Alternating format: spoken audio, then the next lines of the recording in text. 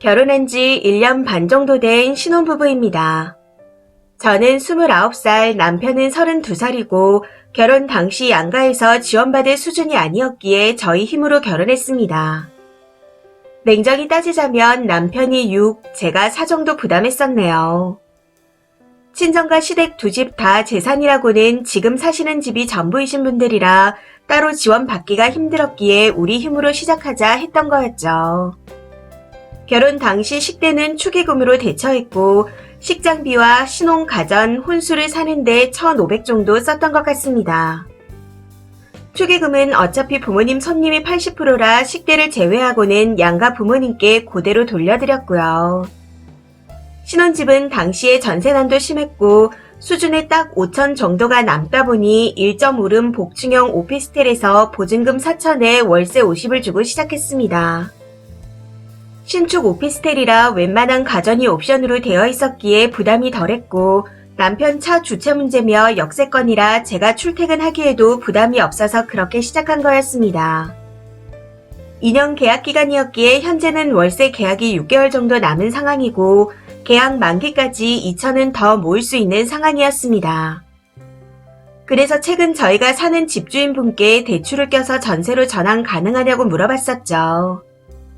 너무 감사하게도 가능하다고 말씀하시기에 계약기간이 만기되면 지금 사는 집을 전세 대출받아 전세로 돌려 2년 정도 더 살 계획이었습니다.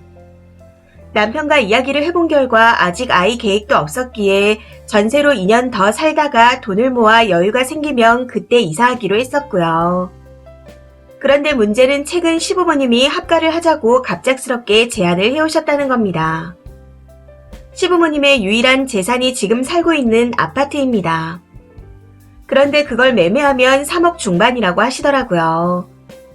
서울에 위치한 작은 평수의 오래된 아파트인데 그걸 팔고 저희가 모은 돈을 합쳐서 대출도 조금 받아 경기도권에 방 3개, 화장실 2개짜리 아파트를 사서 같이 살자고요. 대신 집은 저희 부부의 공동명의로 해주시겠다 하시더군요. 저희 상황에서 언제 돈 모아 집 사고 언제 아이 낳아 키우냐며 그냥 그렇게 합가해서 같이 살자고 하십니다. 처음 그 얘기를 듣고 많이 당황스러웠지만 우선은 아무 말 하지 않고 가만히 듣고만 있었습니다. 그렇게 가만히 있으면서 남편이 어떻게 나오는지 반응을 지켜봤는데 괜찮은 조건인 것 같다. 일단은 우리끼리 상의를 해보겠다. 하고 말하더라고요. 시부모님께서 제안하신 말씀보다 남편의 그 말이 더 당황스럽더군요. 저는 당연히 거절할 줄 알았거든요. 이제 결혼한 지 1년밖에 되지 않았는데 합가라니요. 정말 말도 안 되는 일이라고 생각했습니다. 아무튼 시댁에서 나와 남편과 따로 이야기를 나누며 합가는 절대 못하겠다고 딱 잘라 말했습니다. 합가하는 건 정말 아닌 것 같다. 지금 이 조건이라면 앞으로 평생 우리가 시부모님과 살아야 한다는 건데 불편하다. 당신은 당신 부모님이라 편할지 몰라도 나는 며느리 입장이라 굉장히 불편하고 싫다. 하고요. 제 말에 남편은 지금 우리 상황에서 냉정하게 내 집 마련은 꿈꾸기도 벅차다. 집값이 계속 오를 텐데 언제 집 사서 아기 낳고 사냐. 우리가 희생하는 거 생각해서 집도 부부 공동명의로 해주신다고 하지 않냐. 추후 아이를 낳아도 부모님하고 같이 살면 아이도 봐주실 거니 좋은 조건 아니냐. 합가하는 게 맞는 것 같다. 하고 말하더군요. 지금 이 문제로 한 달째 트러블이 있는 상황입니다. 서로의 의견이 좁혀지지 않아 큰 소리가 나는 날이 많아졌고요. 어제 또 이 일로 이야기를 나누다가 큰 소리를 내며 싸우게 되었고 결국 참지 못하고 제가 먼저 이혼 이야기를 꺼낸 상태입니다.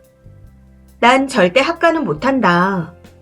앞으로 몇십 년은 같이 살아야 한다는 건데 내 집에서 불편하게 살기 싫다. 그렇게 계속 합가를 고집할 거라면 차라리 이쯤에서 갈라서고 너 혼자 부모님과 합가해서 같이 살아라. 하고 말해버렸어요. 남편은 이게 이혼까지 나올 문제냐며 펄쩍 뛰는데 저는 진짜 이건 아니라고 생각하거든요. 이번 일을 진지하게 저희 친정 부모님께 말씀드렸더니 엄마는 그럴 거면 우리 집 팔아서 우리가 작은 평수로 이사 가겠다. 그 차익으로 1, 2억 정도 줄 테니 그 돈으로 니들끼리 살아라. 하고 말씀하시더라고요. 남편한테도 이 이야기를 하셨다는데 3억과 1, 2억 차이가 얼마나 큰 줄 아냐. 그 돈으로 대출받아 집 사면 어차피 대출금 갚느라 허덕거릴 게 뻔하다 하며 거부하고 있습니다. 친정에서 돈을 주신다 해도 저런 식으로 나오니 이제는 정말 진절머리가 납니다. 그냥 이혼이 답이라는 생각만 드네요. 추가입니다. 댓글 보고 몇 가지 추가합니다. 우선 오피스텔은 사무용이 아닌 거주용이고 TV, 세탁기, 에어컨, 인덕션, 냉장고, 붙박이장 등 기본 옵션이 있어 남편과 의논하고 선택을 했습니다.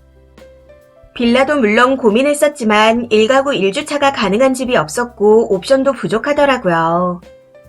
거기다 빌라는 위치가 지하철역까지 도보 10분 이상인 반면 오피스텔은 기계식이랑 지하 주차장이 있어 주차도 100% 가능하고 지하철역이 도보 2분 거리라 저희에게 적합하다 생각했습니다. 1층에 거실과 침대방이 있고 2층 복층에 서비스룸이 있어 공간도 널찍했고요. 여름엔 관리비 도시가스 포함 15만원 선이고 겨울엔 도시가스 때문에 25만원 선으로 나옵니다. 빌라도 기본 관리비를 생각하면 큰 차이가 없었어요. 무엇보다 붙박이장 등 수납이 오피스텔이 더 좋았습니다. 그리고 결혼식 비용에 대해서도 궁금해 하시던데 대관비, 스드메, 본식 스냅, 영상, 한복, 결혼반지, 혼수 등을 포함해서 1,500 정도 쓴 거였습니다. 오피스텔에 옵션이 따로 들어가 있다고는 하지만 식탁이나 침대 같은 건 따로 구매했었고 그 외에 자잘한 집기들도 따로 구매를 했었거든요. 시부모님은 노원구 하계동에 위치한 아파트의 제일 작은 평수로 저층에 사시는데 인터넷엔 매물가가 4억 중반이라고 올라와 있지만 부동산 실거래가 그 가격으로 많이 진행되지는 않았다고 합니다. 거기다 시부모님 집은 리모델링이 단 한 번도 되지 않은 집의 저층이라 빠른 거래를 하려면 3억 중후반에나 거래가 가능하다 들었습니다. 그리고 경기도권 3억대 집을 사자고 오해하시는 분들도 계시는 것 같은데 그건 시부모님 집을 판 돈을 말씀드린 거였습니다. 그 돈에 저희가 모은 돈 그리고 나머지는 대출을 받아서 집을 사자는 거지 3억대 집을 사자는 게 아니었습니다. 오해가 있으신 것 같아서요. 마지막으로 친정 부모님이 지원해 주신다고 말씀하신 건 딸이 이혼 얘기를 하니 자식 걱정에 꺼내주신 말씀이었습니다. 저 역시 받을 생각이 없었는데 많이 답답하셨던 건지 친정 엄마가 남편한테 전화해서 저리 말씀을 해주신 거였어요. 아무튼 저는 이혼에 대한 마음이 굳어진 상태입니다. 이혼 결심을 하고 난 후 너무 답답하고 짜증나고 미치겠어서 하소연차 쓴 글이었습니다. 변호사비도 아깝고 어차피 결혼비용 1,500만원 쓴 게 다인데 제가 썼으면 700 정도를 쓴 셈이니 그 돈으로 인생 교훈 얻었다 생각하고 합의 이혼을 할 생각입니다. 소송이 말이 쉽지 시간 싸움에 변호사 선임 비용까지 들이면서 할 필요가 없을 것 같아서요.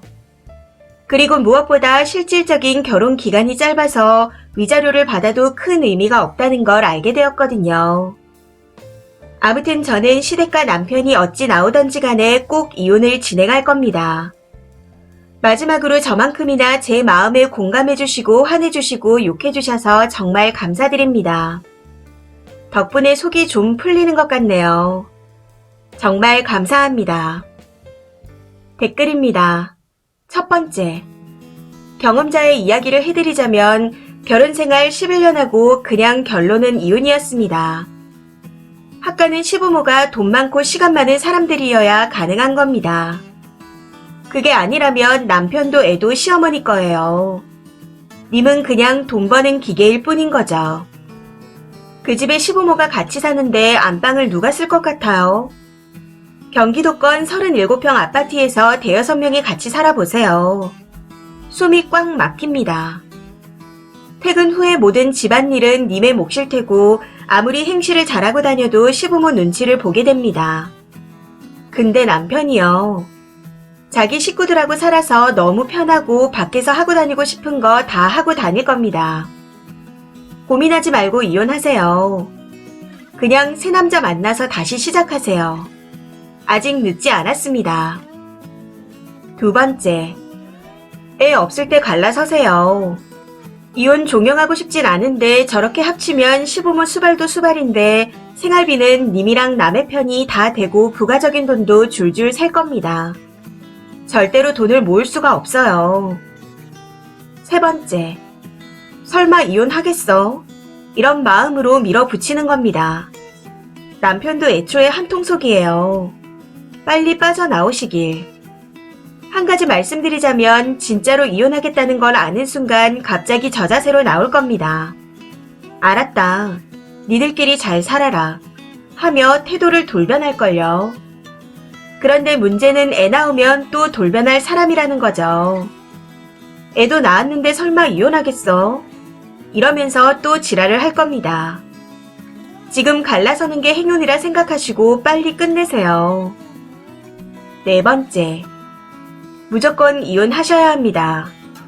한번 합가 얘기 나온 시댁은 답이 없어요. 지금이 아니라도 나중에 수발 들어줘야 할 때 100% 다시 얘기가 나옵니다. 애 낳고 나면 이혼하기가 정신적으로 더 힘들어요. 지금 갈라서세요. 남편 반응을 보니 이 결혼은 텄습니다. 다섯 번째, 애도 없으니 합가할 바엔 무조건 이혼이죠. 같은 아파트 사는 저도 진절머리 나서 이사를 가고 싶기만 한데 한 집이라니. 내 발로 지옥불로 들어가는 겁니다. 여섯 번째, 저희 큰이모가 시어머니 모시고 시집살이 정말 고되게 했어요. 그리 악독한 시어머니도 없겠다 싶을 만큼 고생을 많이 했는데 이모 팔순에 시어머니가 돌아가셨거든요. 우리 이모 젊은 날 고생만 하다가 다 늙어서 편해지네 했었는데 시어머니 돌아가시고 1년 만에 치매가 왔습니다. 시집살이만 60년을 넘게 했는데 말이죠. 합가를 하는 순간 이게 님의 일이 될 수가 있습니다. 일곱 번째, 집 줄 테니 너희가 우리를 부양해라 하는 말이네요. 남편만 좋은 것일 뿐 아내분은 말만 부부 공동명이지 그냥 시집살이입니다. 아이 없을 때 갈라서세요. 이 사연은 여기까지입니다. 시청해주셔서 감사합니다.